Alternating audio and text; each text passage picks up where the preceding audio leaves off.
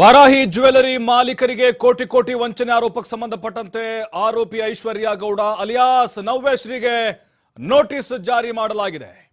Jewellery ಮಾಲಕಿ ವನಿತಾ ಐತಾಳ್ ದೂರಿನ ಸಂಬಂಧ notice ಕೊಟ್ಟಿದ್ದಾರೆ ಪೊಲೀಸರು.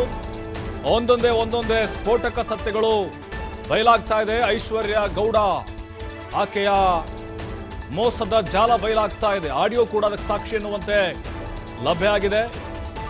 ಈಗ ನೋಟಿಸ್ ನೀಡಿದ್ದಾರೆ, ವಿಚಾರಣೆಗೆ ಹಾಜರಾಗಬೇಕು ಅಂತ ಚಂದ್ರ ಲೇಔಟ್ ಪೊಲೀಸರು ಸೂಚನೆ ಕೊಟ್ಟಿದ್ದಾರೆ. 9.82 ಕೋಟಿ ಮೌಲ್ಯದ ಚಿನ್ನ ಪಡೆದು ವಂಚನೆ ಮಾಡಿದ್ದಾಳೆ ಐಶ್ವರ್ಯ ಗೌಡ ಅನ್ನುವಂತ ಆರೋಪ. ಮಾಜಿ ಸಂಸದ ಡಿಕೆ ಸುರೇಶ್ ತಂಗಿ ಅಂತ ಹೇಳಿ ವನಿತಾಗೆ ವಂಚಿಸಿದ್ದಾಳೆ ಐಶ್ವರ್ಯ ಗೌಡ. ಅದರಲ್ಲೂ ಈ ವನಿತಾ ಐತಾಳ್ ಸಾಕಷ್ಟು ಆರೋಪಗಳನ್ನು ಮಾಡಿದ್ದಾರೆ. ಏನಿಲ್ಲ ಅಂದ್ರೂ ಒಂದು 14 ಕೋಟಿ, ಎಲ್ಲ ಸೇರಿ 14 ಕೋಟಿ ಅಂತ ಹೇಳ್ತಿದ್ದಾರೆ. ಈಗ ಶನಿವಾರ ವಿಚಾರಣೆಗೆ ಹಾಜರಾಗುವಂತಹ ಸಾಧ್ಯತೆಗಳಿದ್ದಾವೆ.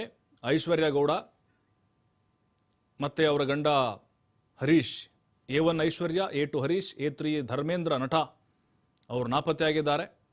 ಡಿಕೆ ಸುರೇಶ್ ಅವರ ಹೆಸರಿನಲ್ಲಿ ನಟ ಧರ್ಮೇಂದ್ರ ಮಾತನಾಡಿದ್ದಾರೆ ಎನ್ನಲಾದಂತಹ ಆಡಿಯೋ ಕೂಡ ವೈರಲ್ ಆಗಿದೆ.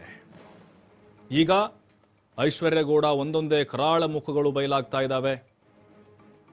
ಯಾಕಂತ ಹೇಳಿದ್ರೆ ಐಶ್ವರ್ಯ ಗೌಡ ಮೊದಲು ಏನು ಹೇಳಿದ್ಲು, ಈಗೇನು ಹೇಳ್ತಿದ್ದಾಳೆ ಅಂದರೆ, ಈಗ ಜ್ಯುವೆಲರಿ ಮಾಲಕಿ ಏನಿದ್ದಾರೆ, ಜ್ಯುವೆಲರಿ ಶಾಪ್ನ ಮಾಲಕಿ ವನಿತಾ ದೂರನ್ನು ಕೊಟ್ಟಿದ್ರು. ಆರಂಭದಲ್ಲಿ ಐಶ್ವರ್ಯ ಗೌಡಗೆ ದುಡ್ಡು ಕೇಳಿದಂಥ ಸಂದರ್ಭದಲ್ಲಿ ಕೊಡ್ತೀನಿ ಅಂತ ಕಾಗೆ ಹಾರಿಸ್ತಾ ಇದ್ಲು. ಐಶ್ವರ್ಯ ಗೌಡಗೆ ರಾಜಕಾರಣಿಗಳು ಯಾರೂ ಹತ್ತಿರದ ಸಂಬಂಧಿ ಅಲ್ಲದೆ ಇರಬಹುದು, ಆದರೆ ರಾಜಕಾರಣಿಗಳ ಲಿಂಕ್ ಇದೆ ಆಕೆಗೆ. ಯಾಕೆಂದರೆ ಆಕೆ ಕೊಟ್ಟಂತಹ ಕೆಲವೊಂದಿಷ್ಟು ಹೇಳಿಕೆಗಳನ್ನು ನಾವು ಗಮನಿಸಿದ್ವಿ. ಡಿಕೆ ಸುರೇಶ್ ಆಗಿರ್ಬೋದು, ವಿನಯ್ ಕುಲಕರ್ಣಿ ಆಗಿರ್ಬೋದು, ಹೀಗೆ ಆಕೆಯೇ ಹೇಳಿದ್ದಾಳೆ. ಈಗ ನೋಡಬೇಕು ಸತ್ಯಾಸತ್ಯತೆ ಏನು ಅಂಥೇಳಿ. ಕೆಲವೊಂದಿಷ್ಟು ಆಡಿಯೋಗಳು ಕೂಡ ಇಲ್ಲಿ ಲಭ್ಯ ಆಗಿದಾವಲ್ಲ, ಹಾಗಾಗಿನೇ ಆಡಿಯೋದಲ್ಲಿ ಒಂದು ಮಾತಾಡಿದ್ದಾಳೆ, ಮಾಧ್ಯಮದ ಮುಂದೆ ಒಂದು ಮಾತಾಡಿದ್ದಾಳೆ.